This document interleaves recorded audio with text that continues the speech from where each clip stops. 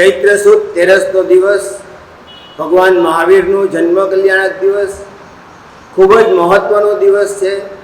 આજે આપણા ઉપકારી આસન્ન ઉપકારી ચરમ તીર્થંકર પરમાત્મા મહાવીરનું જન્મ કલ્યાણક ખરેખર ખૂબ જ મહત્વનો દિવસ છે। અને આજે નવપદજીનું જ્ઞાનપદ 7મું પદ જ્ઞાનપદ છે। જ્ઞાનપદ જે છે એ આત્માનો પોતાનો ગુણ છે।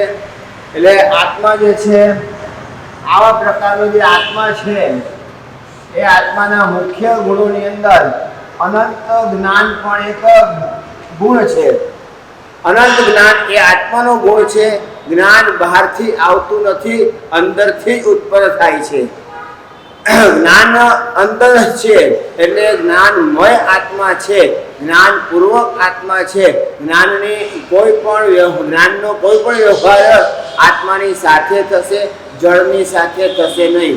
એટલે જ્ઞાન ગુણ એ અભેદ સંબંધ ધરાવનાર ગુણ છે।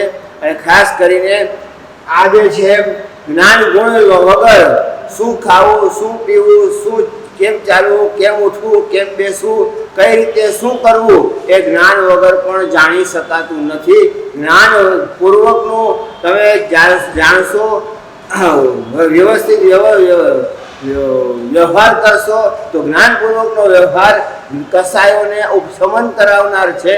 જ્ઞાનપૂર્વકનો વ્યવહાર કસાયોનું ઉપશમન કરાવે, કસાય ઓછો કરાવે। એટલે ખાસ કરીને જ્ઞાનપૂર્વક આપણે બધી જ આરાધના કરવી જોઈએ। ક્રિયા મહત્વની છે ના નથી, પણ જ્ઞાનપૂર્વકની ક્રિયા એ મહત્વની છે।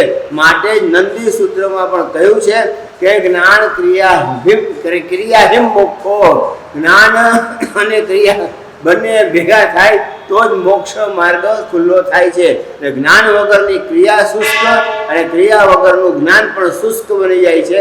માટે ખાસ કરીને જ્ઞાનની સાથે ક્રિયા કરવી અને ક્રિયાની સાથે જ્ઞાન કરવું। અને ખાસ કરીને ક્રિયા કરતાં પહેલાં જાણી લેવું, સમજી લેવું અને પછી ક્રિયા કરવી।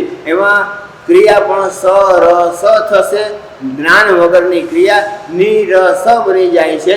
માટે જ્ઞાન અને ક્રિયા બંનેને સાથે રાખી અને બંનેને સાથે રાખીને આખો વ્યવહાર કરવો, એનું નામ જ જ્ઞાન ક્રિયા હિમ મોક્ષો। જ્ઞાન અને ક્રિયા બંને ભેગા થાય તો જ મોક્ષ માર્ગ બને છે। માટે ખાસ કરીને આત્માનું જે આ જ્ઞાન ગુણ છે એ આત્માના જ્ઞાન ગુણને આચારમાં લાવવું, એનું જ નામ છે જ્ઞાનાચાર। આ જ્ઞાનાચાર બનાવ્યું, ખરેખર જ્ઞાનને જ આચારમાં લાવવાનું છે, એને જ ધર્મ કયો છે। આવા પ્રકારનો ધર્મ જે છે એ આપણા માટે ઉપયોગી છે, ઉપકારી છે। અને આત્માનું જ્ઞાન ખુલશે, આત્માનું જ્ઞાન પ્રગટ થશે તો મોહનીય કર્મ પણ આપણું ઓછું થઈ શકે તેમ છે। એટલે ચેતન જ્ઞાન અજવાળીએ, ટાળીએ મોહ સંતાપ રહે। આવા પ્રકારનું જ્ઞાન અજવાળી અને મોહનો સંતાપ આપણે ઓછો કરીએ, એવું આપણું લક્ષ્ય ખૂબ જ ઊંચું અને ખૂબ જ સારું બને, ઉત્તમ બને। એવા પ્રકારના આશીર્વાદ।